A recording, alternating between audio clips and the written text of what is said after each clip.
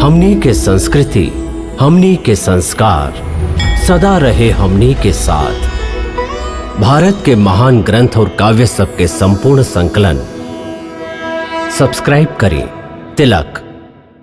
उस सभे बाहर बैठल कब से हमार प्रतीक्षा कर रहल बाड़न। उस सभे के उद्धार खातिर हमके शिव जी के मन में प्रेम की अग्नि के जरावे के खतरा मोल लेवे के हुई देवी। और फिर शिव जी के मन में प्रेम के भाव जगावे के उपाय ब्रह्मा जी सुझेले हैं। और ये वहां की इच्छा है। यदि हम वहां की इच्छा के विरोध करब तो ई वहां के अनादर करे के बराबर हुई। का आप वहां के अनादर करे के साहस करबू? यदि आपके यही इच्छा हो तो यही सही। हम ये खतरनाक काम करब। बाकी हमार सुरक्षा के कोई उपाय तो होकबे करी। युद्ध में योद्धा अपन प्राण खतरा में डारेलन। बाकी अपन प्राण की सुरक्षा खातिर कवच तो पहिरेलन ना। ये पहला बात अपन मन से ना मस्तिष्क से कहली। हमार सुरक्षा के कवच का हुई।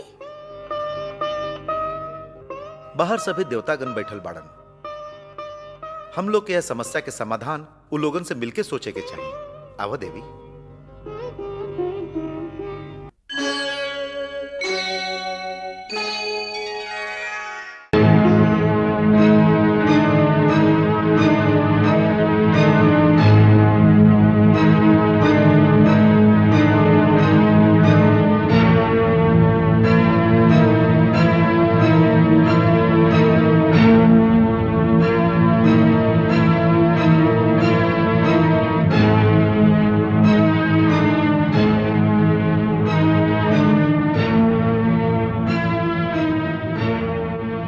तो कौनो उपाय समझ में आइल?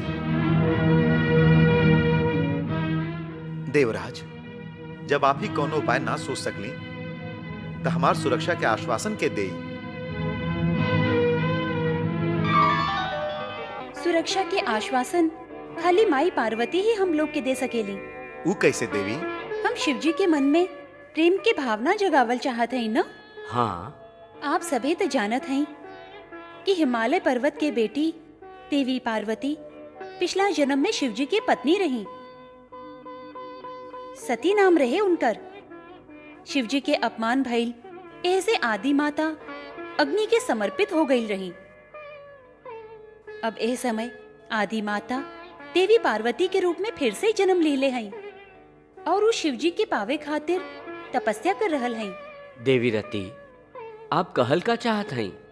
शिव जी के ब्याह आदि माता पार्वती से ही हुई। ये विधान तो सभे जानेलन। शिव जी पर खाली माई पार्वती के ही अधिकार है।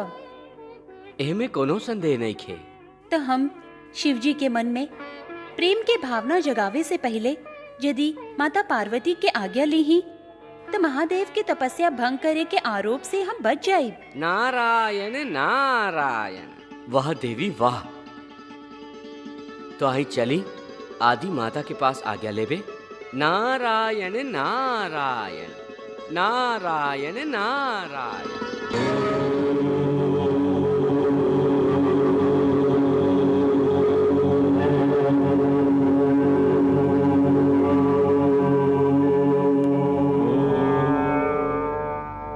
नारायण नारायण। प्रणाम माई।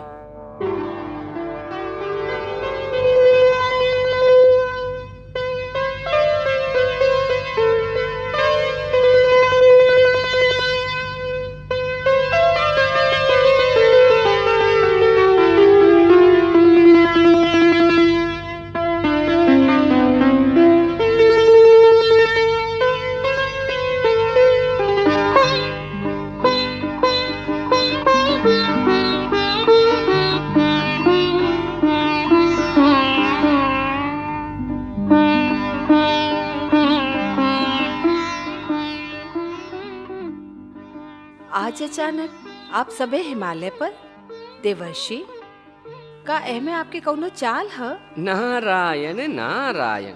इतना साहस हमरा में कहाँ माई। हम तो आपके भक्त हई। का आपके दर्शन खातिर भी नहीं आ सकत? देवर्षि, आप जब एह तरह मीठा शब्द के छुरी चलावेली तो हमार मन में शंका सिर उठावे लागेला। माई, देवर्षि बिल्कुल ठीक कहतारन। हम आपके दर्शन करे ही आइल हैं। कामदेव और रति के लेके? देवेंद्र, पहले कबो ऐसन ना भइल रहे। ऐसे पहले तारकासुर जैसन दैत्यराज के समस्या भी तो ना रहे माई। हमार समस्या के समाधान खाली आप ही कर सकेली माई। वो कैसे? महादेव शिव जी के उहाँ के तपस्या से आप ही जागृत कर सकेली माई। देवर्षि, आप महाज्ञानी हैं। आप जानत हैं कि हम ए बारे में असमर्थ हैं। शिव जी जब तपस्या में लीन होखेलन तब तपस्या पूरा होके के पहले वहाँ के जागृत कैल असंभव है। माई, यदि आपकी आज्ञा होखे तो हम शिव जी के तपस्या भंग करे के प्रयास करी। बुद्धि भ्रष्ट हो गई है आप सभी की, बिल्कुल भ्रष्ट हो गई है। महाप्रलय के निमंत्रण देहल चाहत हैं और ये भी चाहत हैं कि आत्महत्या करे के काम में हम आपकी सहायता भी करें।